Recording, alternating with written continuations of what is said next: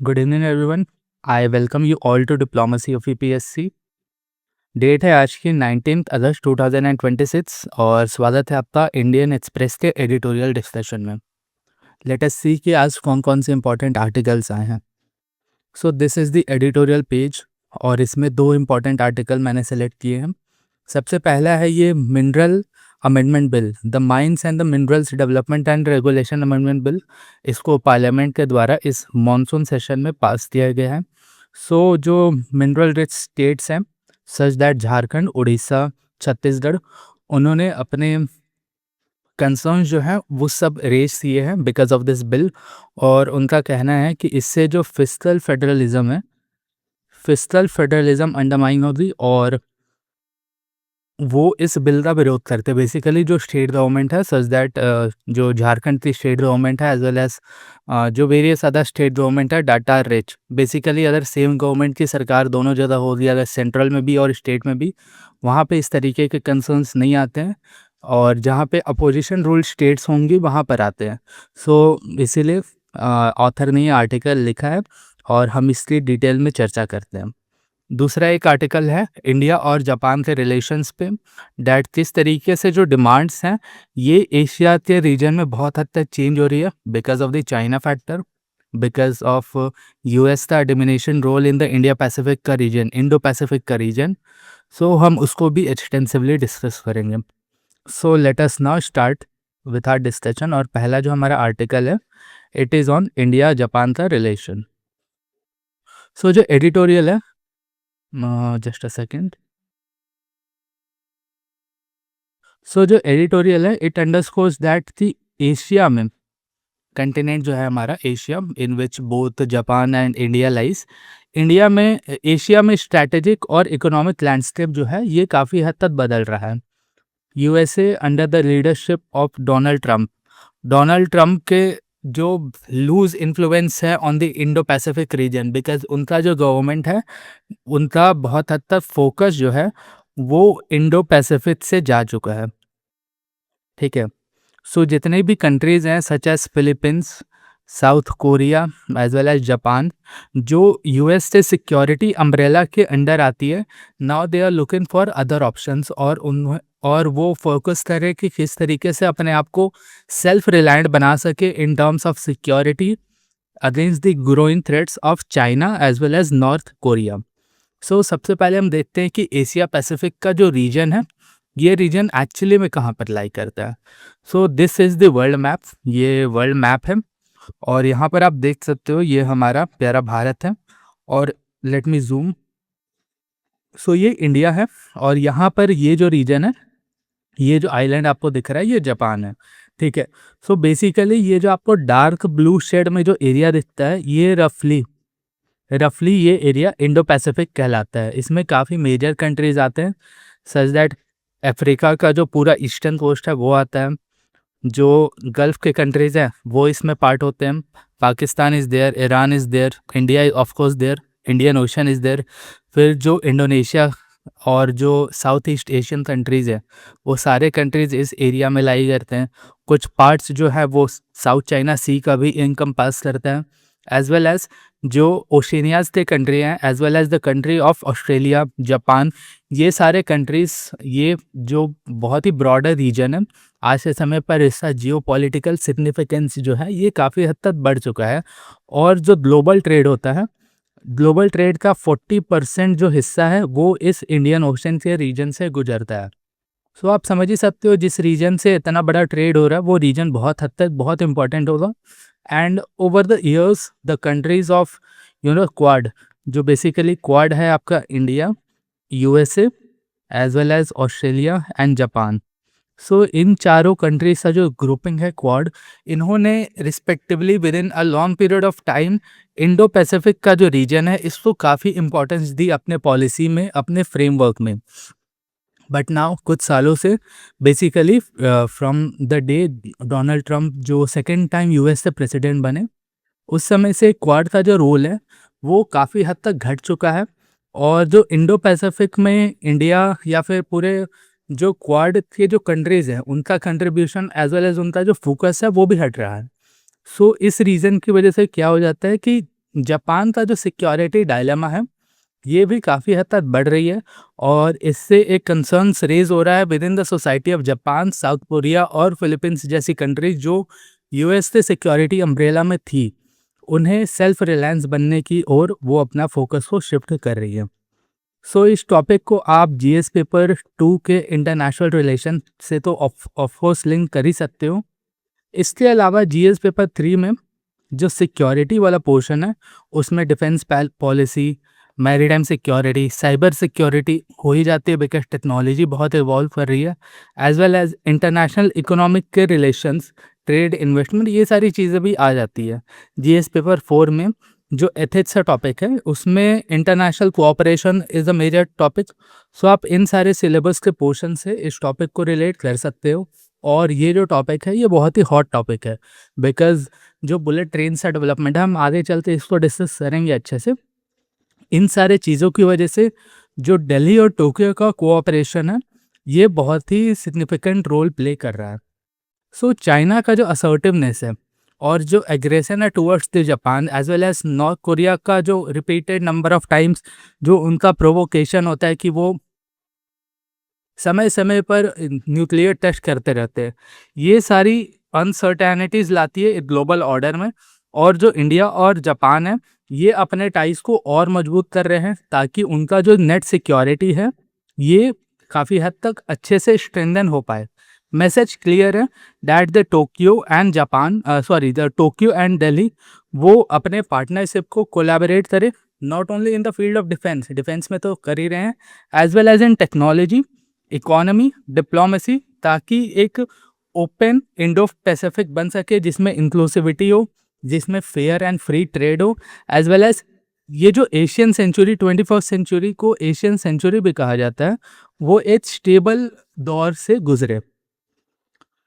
सो सबसे पहले what are the reasons behind it और कौन कौन सी ऐसी डेवलपमेंट्स है जो मैंने आपको बताया। सबसे पहले कि जो चाइना का एक्सपैंडिंग फुटप्रिंट है, चाइना जो है इस वाले रीजन में, let me show it to you, ये जो रीजन है ये साउथ चाइना सी कहलाता है और बहुत बार जो चाइना है अपनी मैरीटाइम वाटर्स में, बेसिकली ये साउथ चाइना सी में अपने फ्रिगेट्स भेजती है, अपने शिप्स भेजती है and they basically harass the other countries और वो कहती है कि South China Sea is a part of China. तो चाइना अपना फुटप्रिंट जो है वो साउथ चाइना सी में बढ़ा रहा है और बेसिकली वो थ्रेटन कर रहे हैं जापान को। मिलिट्री बिल्डअप बहुत हद तक हो रही है और चाइना जो है basically it is the second largest economy of the world. उनकी एक्सपोर्ट की जो कैपेसिटी है वो भी दिन प्रतिदिन बढ़ते जा रही है। और जो उनका कोऑपरेशन है विथ नॉर्थ कोरिया और रशिया और चाइना, ये तीनों की जो पार्टनरशिप है उसकी वजह से जापान एक नए एंगल के ऊपर में अपने जो इकोनॉमिक पॉलिसीज़ है एज वेल एज जो अपने डिफेंस के कैपेबिलिटीज़ है उनको एनहांस करने की ओर देख रहा है। नॉर्थ कोरिया का जो फैक्टर है, जिस तरीके से वो हर एक रिपीटेड टाइम पर अपने न्यूक्लियर टेस्ट करते रहते हैं, वो भी सिक्योरिटी चैलेंजेस फेस करती है जापान उस नज़रिए से भी। इसके अलावा इंडिया और जापान के जो रिलेशंस हैं, ये under the leadership of Shinzo Abe, जो जापान के भूतपूर्व प्रेसिडेंट थे, आई थिंक हाँ प्रेसिडेंट ही थे, उनके उनके लीडरशिप में इंडिया और जापान के जो टाइज है ये बहुत हद तक स्ट्रेंथन हुए हैं। कुछ सालों पहले उनका एक अनफॉर्चुनेट असैसिनेशन हो गया जापान में, बट और ये ग्रेट लॉस था इंडिया के लिए because under the leadership of Shinzo Abe India Japan का जो कोऑपरेशन है इंडिया के तरफ और बहुत सारी चीज़ों में बहुत पार्टनरशिप्स रही है और उनका काफ़ी ज़्यादा इन्वेस्टमेंट जापान की ओर से इंडिया के मार्केट में किया गया है। सो ये भी दिखाते हैं कि 2012 के बाद से एक एलिवेशन ऑफ टाइज देखने को मिला है और जो इंडिया और जापान के बीच में रिलेशनशिप है that has been promoted to the relationship of special strategic as well as global partnership. ठीक है, इंडिया जो है वो जापान के साथ 2+2 डायलॉग में भी बेसिकली जो फॉरेन मिनिस्टर और डिफेंस मिनिस्टर्स के बीच में होती है उसके ऊपर में भी हमारा जो कोलैबोरेशन या फिर कोऑपरेशन है जापान के साथ इसमें बढ़ा है, as well as logistic agreement, maritime and cyber cooperation और काफ़ी सारे जॉइंट मिलिट्री एक्सरसाइजेज भी हम करते हैं। ठीक है, जापान और इंडिया का एक शेयर्ड विज़न भी है जापान और इंडिया बोथ कंट्रीज अपने विजन में ये कैरी करते हैं कि जो इंडो पैसिफिक है, यहाँ पर रूल बेस्ड ऑर्डर हो, यहाँ पर free open and inclusive trade हो और किसी भी एक कंट्री या फिर एक ग्रुप ऑफ पावर का डोमिनेंस ना हो। बेसिकली कहने का मतलब है कि चाइना या फिर यूएस जैसे जो बहुत ही ज़्यादा मिलिटराइज कंट्री है उनका डोमिनेंस ना हो। सो इंडो पैसिफिक का जो रीजन है ये मैंने आपको समझा दिया। और इस इंडिया और जापान के बीच में जो पार्टनरशिप है, it is elevated to the level of special strategic and global partnership. ये जो पार्टनरशिप है ये हाईएस्ट रैंक करती है on the Japan and India के जो डिप्लोमेटिक रीच है उसको। इसमें कौन कौन से पैरामीटर्स जो है वो कवर होते हैं, such that politics, security, economy, technology, environment and people to people ties. ये सारी चीज़ें जो हैं ये दो कंट्रीज से जो बायलैटरल रिलेशंस हैं इसको काफ़ी हद तक बढ़ाती है। इसके अलावा 2+2 dialogue, it is a meeting of foreign minister and defence minister of both the countries. और फिर वो अलग अलग पैरामीटर्स के ऊपर में डिस्कशन करके अलग अलग कंसर्न्स को साइमल्टेनियसली सुलझाते हैं and that is 2+2 dialogue. So logistic agreement उस तरीके की एग्रीमेंट होती है जिसमें जो कंट्रीज के लॉजिस्टिक्स होते हैं वो दूसरी कंट्रीज यूज़ करती है for the purpose of refuelling, या फिर उन्हें अपने जो फाइटर जेट्स हैं या फिर एयरक्राफ्ट्स हो गए, सबमरीन्स हो गई, अगर उसमें रिपेयर की ज़रूरत है एज वेल एज रीसप्लाई की ज़रूरत है ऑफ द फूड और दूसरी चीज़ों की, सो वो एक दूसरे के लॉजिस्टिक सेंटर्स जो होती है उनका यूज़ कर सकते हैं। सो जापान और इंडिया के बीच में जो 2020 में एग्रीमेंट हुआ था उसमें लॉजिस्टिक एग्रीमेंट के ऊपर बात बनी है that both countries will use एक दूसरे का logistic for the purpose. Let me explain this to you. ये जो ब्लैक कलर में आपको दिख रही है, फॉर एग्जांपल मान लीजिए इंडिया के लॉजिस्टिक सेंटर्स हैं, ये रेड कलर में जापान के लॉजिस्टिकल सेंटर्स हैं। सो ये जितने भी सेंटर्स हैं, एग्रीमेंट ये कहती है कि ये सारे सेंटर्स पे सारे दोनों कंट्रीज जो है साइमल्टेनियसली आ सकती हैं और इसको अपने पर्पस में यूज़ कर सकती हैं। बेसिकली उनका जो पर्पस होता है वो मिलिट्री नहीं होता है, बट उसको सपोर्ट करने वाला सच दैट रिपेयर, रिफ्यूलिंग और रीसप्लाई का होता है। इसके पास जापान ने एक्वायर किए Mogami class frigates and they have taken this frigates from Australia. So कुछ इंपॉर्टेंट फैक्ट्स और डेटा है, इंफॉर्मेशन है, सो दैट आप इसको अपने आंसर्स में कोट कर सकते हो इन द इंट्रोडक्शन और in the body part. Such that 2023 और 24 में जो इंडिया और जापान का ट्रेड था दैट वाज अराउंड $23 बिलियन। ठीक है। एंड जापान जो है इंडिया में one of the largest investors in India. जो बुलेट ट्रेन भी है, बुलेट ट्रेन भी इसमें जो इन्वेस्टमेंट बहुत ही बड़े शेयर्स में आया है वो जापान की तरफ से ही है। जापान और इंडिया मिल करके इंडिया में बुलेट ट्रेन बनाने जा रहा है और मेनली ये 2027 तक ऐसा उम्मीद है, गवर्नमेंट ने ऐसा बोला है कि जो इंडिया की फर्स्ट बुलेट ट्रेन है वो जापान और इंडिया की कोलैबोरेशन से बनने वाली 27 तक बन के तैयार हो जाएगी। और ये जो बुलेट ट्रेन होगी ये मुंबई टू अहमदाबाद के रूट पर चलेगी। इसके अलावा दोनों जो कंट्रीज़ हैं वो क्वाड के मेंबर्स हैं और इनके बीच में कुछ मिलिट्री एक्सरसाइजेज भी हैं। एक जिमेट्स है जो दोनों कंट्रीज़ की जो नेवी है वो करती है, Malabar exercise as well as Dharma Guardian exercise जो दोनों की आर्मीज़ है वो साथ में मिल करके करती है। और जो जस्ट जस्ट सेकेंड और जो जापान का असिस्टेंस है अंडर द ओडीए प्रोग्राम वो अराउंड $35 बिलियन का है सिंस 1992। और जो कोऑपरेशन के एरियाज़ हैं ये काफ़ी हद तक डाइवर्सिफाई हो चुके हैं और बहुत सारी एरियाज़ में India and Japan are cooperating together. ये सुप्रीम कोर्ट का लीगल पर्सपेक्टिव है, मैंने डाल दिया क्योंकि ये आर्टिकल में था, but this is not very important, आप इसको छोड़ भी सकते हो। सो बेसिकली वे फॉरवर्ड क्या है कि हमें अपने जो डिफेंस इंडस्ट्रियल कोऑपरेशन है इसको बढ़ाने की ज़रूरत है। हम मिलिट्री हार्डवेयर्स को डेवलप कर सकते हैं, को प्रोड्यूस कर सकते हैं, एज वेल एज उसमें टेक्नोलॉजी ट्रांसफर्स का प्रोविज़न डाल सकते हैं जिसमें जो इंगेजमेंट्स होगी इंडिया और जापान के बीच में वो डीपेन हो सके और काफ़ी सारे वेंचर्स हम जॉइंटली भी स्टार्ट कर सकते हैं। इसके अलावा मैरीटाइम और साइबर सेक्टर्स में भी जो कोऑपरेशन है उसको बढ़ाने की ज़रूरत है ताकि सी लेन्स जो है वो प्रोटेक्टेड रहें from the aggression of any one particular country और जो साइबर थ्रेट है उसके ऊपर काउंटर किया जा सके एक साथ मिल करके।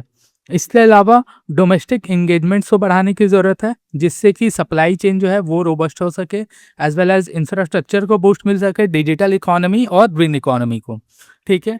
पीपल टू पीपल कनेक्ट भी बढ़ाने की ज़रूरत है, बिकॉज़ आज के समय पर भी अगर आप जापान में देखोगे, तो इंडियन के खिलाफ रेसिज़्म बहुत ज़्यादा अभी भी जापान में प्रेज़ेंट है। सो अगर हम एजुकेशन या फिर टूरिज़्म के फील्ड में या फिर कल्चरल एक्सचेंज के फील्ड में अगर बढ़ाएँगे कोऑपरेशन, तो इससे एक लॉन्ग टर्म जो ट्रस्ट होता है लोगों के बीच में, ये भी कुछ हद तक बढ़ सकता है। इसके अलावा जापान और इंडिया जो है वो यूएन में, जी20 में एज़ वेल एज़ डब्ल्यूटीओ में बहुत बार कोऑपरेट करते हुए दिखे हैं, और बेसिकली इन सब का दोनों कंट्रीज़ का जो मेजर फोकस है that is on rule based order. So ये कुछ एथिक्स और ऐसे के वन लाइनर है दैट यू कैन सी, और आप ये रेडी टू मेक कंक्लूजन डाल सकते हो अपने जापान इंडिया के रिलेशन से। कोई भी ऐसा क्वेश्चन आएगा मेंस में, उसमें कि जापान और अपोलॉजीज, एक्चुअली गला में थोड़ा प्रॉब्लम है, काफ़ी समय से है, ये ठीक नहीं हो रही है, इसी की वजह से इस तरीके की ब्रेथ्स हो रही हैं बीच में। सो जापान और इंडिया के बीच में जो पार्टनरशिप है, ये एक नेचुरल पार्टनरशिप है, बिकॉज़ दोनों कंट्रीज़ ये शेयर्ड वैल्यूज़ को प्रोपेगेट करते हैं, दोनों में डेमोक्रेसी है, और दोनों कंट्रीज़ का फोकस्ड है रूल ऑफ लॉ और शेयर्ड वैल्यूज़ के ऊपर। जो चैलेंजेस हैं 21वीं सदी के, जैसे कि चाइना का जो राइज़ है, उनका जो थ्रेट है, एज़ वेल एज़ ये सारी जो यूएस के ऊपर में जापान का जो सिक्योरिटी डायलेमा है, उन सभी को टैकल करने के लिए India can become a better partner for Japan. इससे जो इंडिया और जापान की पार्टनरशिप है, ये डीपर होगी, ब्रॉडर होगी और बोल्डर होगी। सो ये दिल्ली और टोक्यो के लिए परफेक्ट टाइम है कि वो सिर्फ वॉट टुगेदर ना करें, बल्कि साथ में जो एशिया का फ्यूचर है, इसको साथ में मिल करके बनाएं। ये इस तरीके की चीज़ें हम कर सकते हैं। सो ये एक एमसीक्यू है, आप इसको अटेम्प्ट करो। That which of the following describe the significance of India Japan special strategic and global partnership. So इसका जो आंसर है, आंसर इसका बी होगा। This is the highest level of Japan diplomatic outreach covering politics, security, economy and people to people ties. So this is it with respect to this article. Let us move on to the next article, that is जो mines और minerals से related bill government ने लाया है, और opposition इसमें criticise कर रही है that it will strike a federal balance, और इससे जो बैलेंस है सेंटर और स्टेट के बीच में वो बिगड़ेगा इन terms of the finances, because states ये एलेज कर रही हैं कि इससे जो फाइनेंसेस है उसमें उनका लॉस होगा। इस आर्टिकल में ऑथर का कहना है कि पार्लियामेंट ने अभी मॉनसून सेशन में जो mines and minerals development and regulation amendment bill 2026 pass किया है, और जो गवर्नमेंट ऑफ इंडिया का मोटिव है is to strengthen the mineral sector. और मिनरल सेक्टर को स्ट्रेंथन किस तरीके से करेंगे कि जो भी कंपनीज फॉरेन डायरेक्ट इन्वेस्टमेंट करती है और इंडिया में इन्वेस्ट करती है, उनको प्रिडिक्टेबिलिटी मिल सके इंडिया के जो पॉलिसीज़ हैं उसमें, उन पॉलिसीज़ में सर्टेनिटी हो, एज वेल एज जो इन्वेस्टमेंट है वो स्मूदन हो सके। ये सारा मोटिव है behind mines and mineral development and regulation amendment bill 2026 का जो अभी पास हुआ है, ठीक है। बट यहाँ पर कंसर्न्स ये रेज हो रहा है कि जो स्टेट की पावर थी कि वो मिनरल्स से जो राइट्स इशू होते हैं उसके ऊपर टैक्स लगा सकती है, और मिनरल बियरिंग लैंड के ऊपर में टैक्सेस लगा सकती है। सो ये सारे जो राइट्स थे स्टेट्स से, इनको डिमिनिश कर दिया गया है, और इससे एक फिस्कल फ्रेगमेंटेशन होगा and higher cost and reduce revenues होगा जो भी मिनरल रिच स्टेट्स हैं सच एज झारखंड, उड़ीसा, छत्तीसगढ़, कर्नाटका, इस तरीके की स्टेट्स के ऊपर।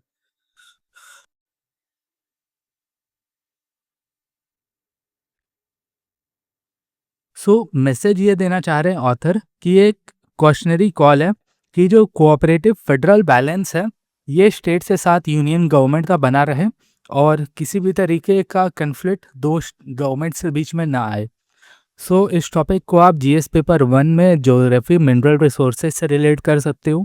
जीएस पेपर 2 में जो फेडरलिज्म का टॉपिक आ जाता है because of the centre state के बीच में जो रिलेशन होती है।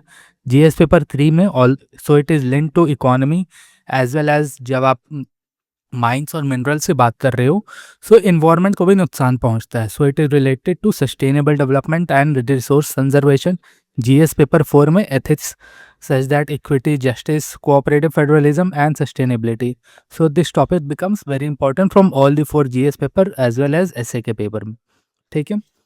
तो रिसेंटली 2024 में सुप्रीम कोर्ट का एक जजमेंट आया था जिसमें स्टेट गवर्नमेंट ने सुप्रीम कोर्ट ने अपहेल्ड किया था स्टेट्स का राइट कि वो टैक्सेस को इम्पोज कर सकते हैं on mineral rights and mineral bearing lands. So इसी सुप्रीम कोर्ट के जजमेंट के रिस्पेक्ट में जो सेंट्रल गवर्नमेंट है उन्होंने ये कानून लेकर के आया और बेसिकली ये जो जजमेंट है उसको अंडू कर दिया है. So the parliament has pass this bill और ये जो बिल है ये रिस्ट्रिक्ट कर रहा है the power of the states to impose mineral rights tax on the mineral bearing lands. ठीक है. इनका कहना ये है कि इससे सर्टेनिटी आएगी, प्रेडिक्टेबिलिटी आएगी और इन्वेस्टमेंट जो है वो अट्रैक्ट होंगे इन सारे सेक्टर्स में. ये सुप्रीम कोर्ट का जजमेंट जो था उसके ऊपर मैं सुप्रीम कोर्ट का जजमेंट ये कहता था. Just give me a moment.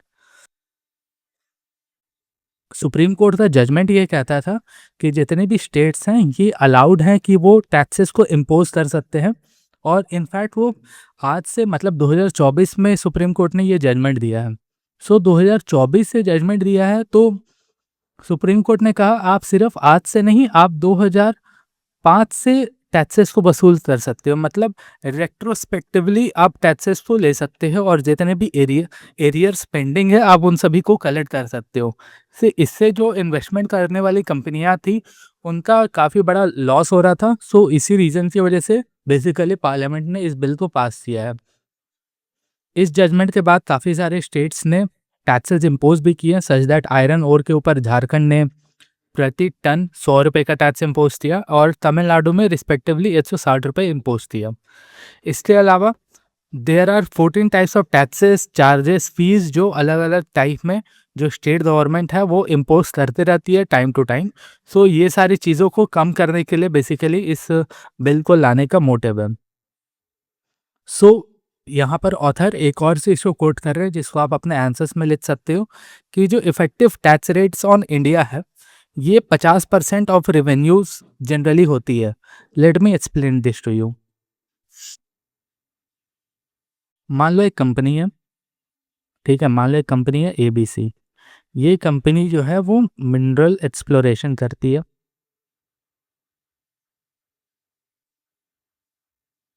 सो अगर इस मिनरल एक्सप्लोरेशन से उन कंपनियों को अगर 100 रुपये का फ़ायदा होता है सो इंडिया की जो गवर्नमेंट है, state government and the central government दोनों को मिला करके यहाँ पे इन 100 रुपये में से 50 रुपये से ज़्यादा टैक्स भरना पड़ता है. बट अगर ये कंपनियाँ विदेशों में 100 रुपये का प्रोडक्शन करती है सो हार्डली उनको टैक्स कितना गवर्नमेंट को पे करना पड़ता है. It is hardly 30 to 40 rupees पर 100 रुपीज़. सो आप देखो तो ये बहुत ज़्यादा है इन कंपैरिजन टू जो बाकी देश अलग अलग विश्व के दूसरे देशों में टैक्सेस हैं उनके कंपैरिजन में 35 to 40% वो लोग पे करते हैं. इंडिया में ये 50% हो जाता है. सो जो गवर्नमेंट है उड़ीसा की, छत्तीसगढ़ की एज वेल एज झारखंड की, इन्होंने एक अपना कंसर्न्स रेस किया. बेसिकली झारखंड ने किया है ज़्यादा बिकॉज ऑफ द फैक्ट कि वहाँ पे अपोजिशन है. उड़ीसा और छत्तीसगढ़ में सेम गवर्नमेंट की, सेम पार्टी की सरकार है तो उन्होंने अपना प्रोटेस्ट को लॉन्च नहीं किया. But Jharkhand has been very vocal. So इसी रीज़न की वजह से ये आर्टिकल देखने को हमें मिल रहा है. इसके अलावा नेशनल क्रिटिकल मिनरल मिशन, इसको यूनियन गवर्नमेंट ने लॉन्च किया था कुछ समय पहले और इसका भी जो मोटिव है is to boost the self reliance on minerals और इस तरीके की जो एक्सप्लोरेशन होती है और इन्वेस्टमेंट, इन सभी चीज़ को देखते हुए. ठीक है.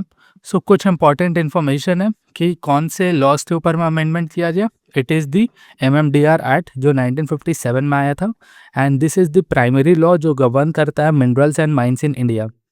ठीक है. मिनरल राइट्स की बात करें so there are 2 types of minerals. Let me explain this to you. So देखो, अगर आप मिनरल्स की बात करो so there are 2 types of mineral. एक जो मिनरल होती है वो माइनर मिनरल होती है. दूसरी जो मिनरल्स होती है उसको कैटेगराइज किया जाता है मेजर मिनरल्स में. माइनर मिनरल्स के ऊपर में जो टैक्सेस हैं वो स्टेट गवर्नमेंट्स इम्पोज करती है और मेजर मिनरल्स के ऊपर में जो टैक्सेस हैं उसको कलेक्ट करती है सेंट्रल गवर्नमेंट. ठीक है। सो ये 2 तरह की मिनरल्स थी जिनके ऊपर में अलग-अलग गवर्नमेंट अलग-अलग टैक्सेस को इम्पोज़ करती है। Royalty, what do you mean by royalty? मतलब जो भी कंपनियाँ एक्सट्रैक्शन कर रही हैं, सो उन कंपनीज़ को उस एक्सट्रैक्शन से प्रॉफ़िट होगा, बेस उस एक्सट्रैक्शन के बाद जो भी कुछ निकलेगा मिनरल्स एंड माइंस के थ्रू, उसको वो सेल ऑफ करके कुछ प्रॉफ़िट कमाएँगी। उन प्रॉफ़िट के ऊपर टैक्स भरने के अलावा एक रॉयल्टी भी होता है, जो कि पेमेंट करनी पड़ती है उन पेमेंट कंपनी करनी पड़ती है उन कंपनियों को, गवर्नमेंट को। सो ये होता है रॉयल्टी। इसके अलावा अलग-अलग टाइप से टैक्सेस होते हैं, such that levy, cess and taxes. Cooperative federalism मतलब स्टेट्स और जो सेंटर है वो साथ में काम करे। And national critical mineral mission, ये प्रमोट करता है एक्सप्लोरेशन को, रिड्यूस करता है import dependency on critical minerals. So this is it. इसके अलावा कुछ की फैक्ट्स दिए हुए हैं जिसको आप अपने आंसर्स में नोट कर सकते हो, ऑल्दो हमने डिस्कस कर ही लिया है, बट आयरन के ऊपर में टैक्स लगाती है झारखंड की सरकार, ₹100 पर टन। तमिलनाडु बहुत ज़्यादा लगाती है, ₹160 पर ton. Effective tax rate in India in comparison to the world, हम 50% लगाते हैं, और विश्व की जो दूसरी देश है वो 35 से 40% लगाती है। सो दिस इज़ इट। इसके अलावा एथिक्स से कुछ एंगल्स हैं, एज वेल एज ऐसे के कुछ एंगल्स हैं, आप इनको देख लेना। वे फॉरवर्ड में हम बात कर रहे हैं कि हमें टैक्सेस को रैशनलाइज करने की ज़रूरत है, ताकि जो बर्डन है कंपनीज के ऊपर वो कम हो सके और हम मोर एंड मोर इन्वेस्टमेंट इस सेक्टर में ला पाएँ। इसके अलावा एक प्राइसिंग मैकेनिज्म में यूनिफॉर्मिटी लाने की ज़रूरत है, ताकि जो पॉलिसी पैरालिसिस है वो दूर हो सके, और सेंटर स्टेट के बीच में डायलॉग लाने की ज़रूरत है, ताकि किसी भी तरीके का कन्फ्लिक्ट ना हो सके। अगर स्टेट्स को लग रहा है कि उनका रेवेन्यू का लॉस हो रहा है, सो फेयर शेयर देना चाहिए नॉन टैक्स रेवेन्यू में for the mineral rich states. और कोई भी पॉलिसी या फ्रेमवर्क अगर सेंट्रल गवर्नमेंट लाती है माइनिंग के टर्म्स में, तो उसमें ट्रांसपेरेंसी होनी चाहिए, उसमें अकाउंटेबिलिटी होनी चाहिए, उसमें सस्टेनेबिलिटी होनी चाहिए, तभी हम नेशनल क्रिटिकल मिनरल मिशन को इफेक्टिवली इम्प्लीमेंट कर पाएंगे। तो अगर कभी आपको मिनरल से रिलेटेड कोई भी ऐसा क्वेश्चंस देखने को मिलता है, तो आप उसमें अपने आंसर्स में ये रेडी टू मेक कंक्लूजन डाल सकते हो कि इंडिया का जो मिनरल बेल्ट है ये पावरफुल ड्राइवर हो सकता है इकोनॉमिक ग्रोथ का, but if the fiscal federal balance is maintain, a cooperative and transparent equitable approach will ensure that state और जो नेशन है वो साथ में प्रॉस्पर कर सके, और जो रिसोर्सेज हैं वो सेफगार्ड हो सके फ्यूचर जनरेशन के लिए। So this is it with respect to ये आर्टिकल। इम्पॉर्टेंट था बिकॉज ये जो अभी सेंटर स्टेट रिलेशनशिप जो हमेशा ख़राब ही रहता है, अदर अपोजिशन और जो रूलिंग पार्टी उसमें डिफरेंट डिफरेंट गवर्नमेंट्स हो। ये क्वेश्चन है कि विच of the following statement is correct regarding the mines and minerals development and regulation bill 2026? It restrict the states from imposing taxes 100%. It was passed by the parliament to enhance the certainty and predictability in the mining sector. Yes, this is the objective. It allows the states to independently fix uniform royalty rate for all the major minerals. गलत है, major minerals के ऊपर में तो वैसे भी जो central government है ये करती है। So the answer is D, that is 1 and 2 only. So this is it with respect to this article. हमने एक्सटेंसिवली डिस्कस किया। If you are here till the end, thank you so much for being patient in the video. मिलते हैं next